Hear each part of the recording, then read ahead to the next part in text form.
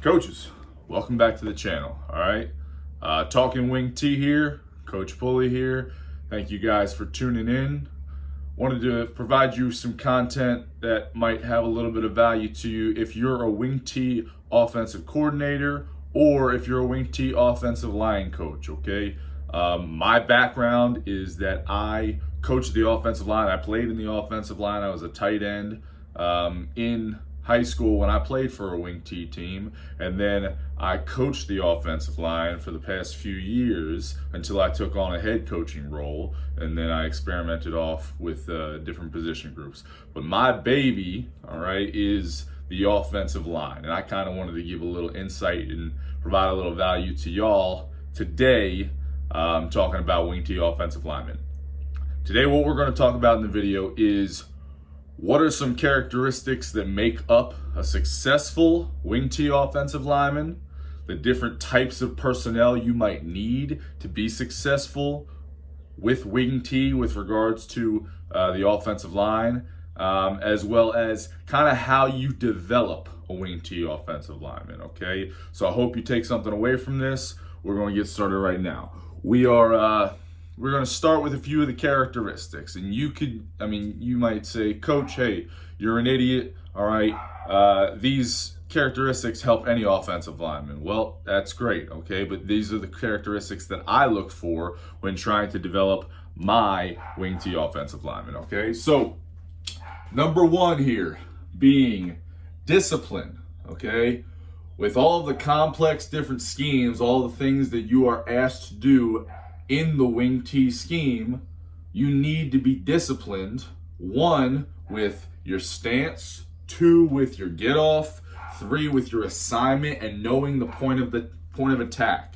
Okay, so obviously for a guard, all right, you need to know that if you are pulling and kicking out, well, you need to get flat back into the line on that second step. You can't be undisciplined and have poor technique and go straight down the line, because then you're going to get wrong armed by the guy you're trying to kick out. So that's just one simple example of why discipline is important when a Wing T offensive lineman, okay?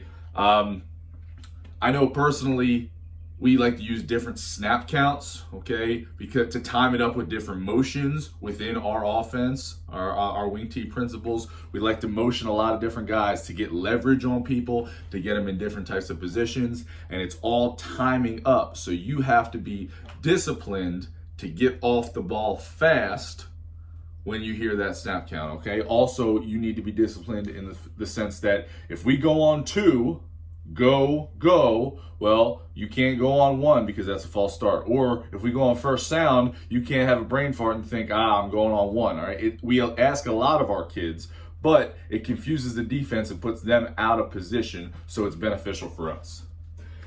Next thing we've got here for an offensive lineman in the Wing T is a fast first step, okay? What I was always taught and what I truly believe is that your first step sets up the rest of the block. If you lose that first step and the defender is faster than you on that first step, then you've most likely lost that play, okay?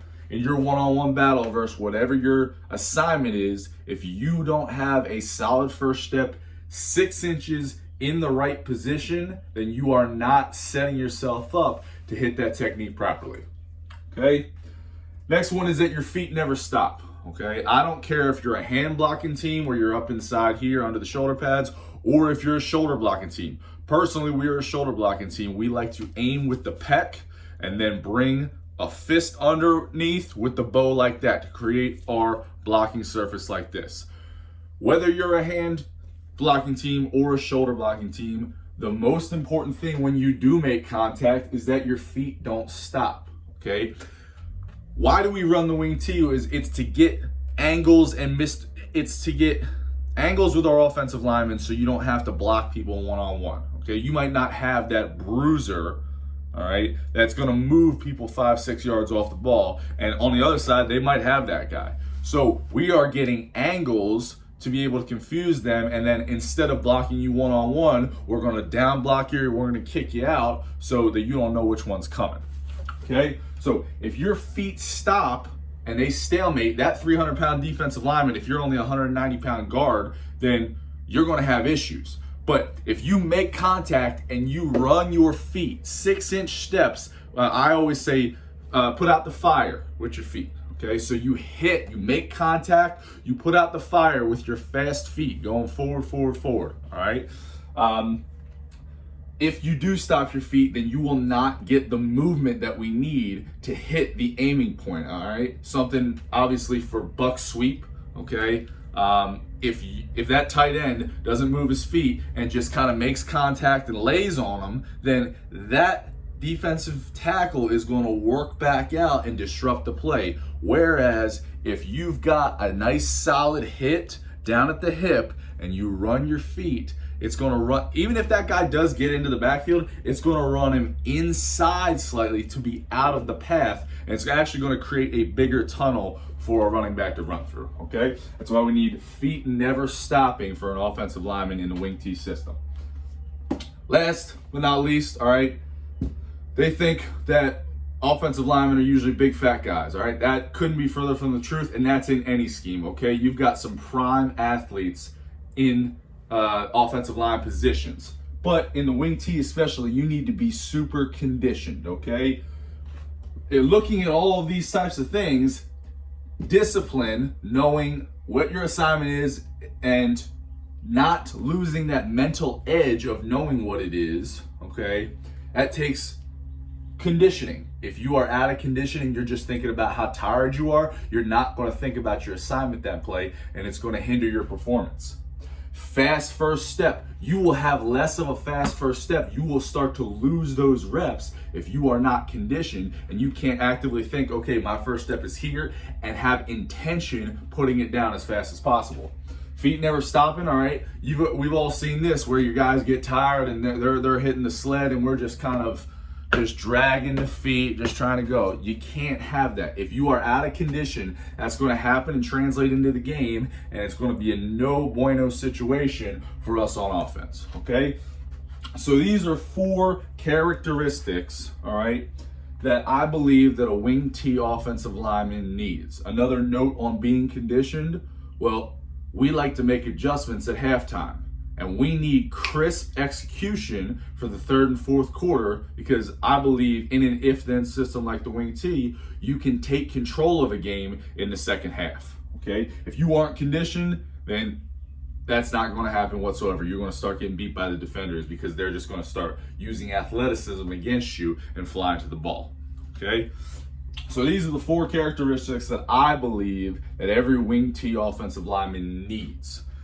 Now, if we start to talk about what a wing T offensive lineman actually looks like, there's a few different molds, a few different styles, and I think this is why it's such a great system, because you don't need those big maulers across the line. Not every school has those, okay?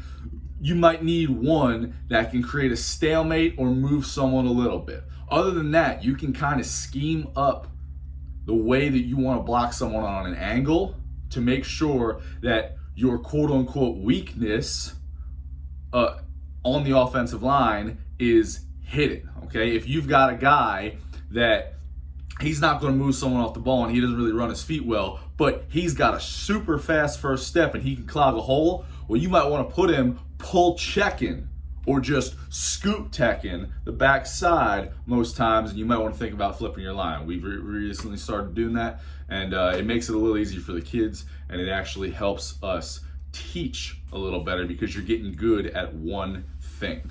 Another thing is, not all the guys on your offensive line are going to look like other offensive lines, but they're also not going to look the same as each other, okay?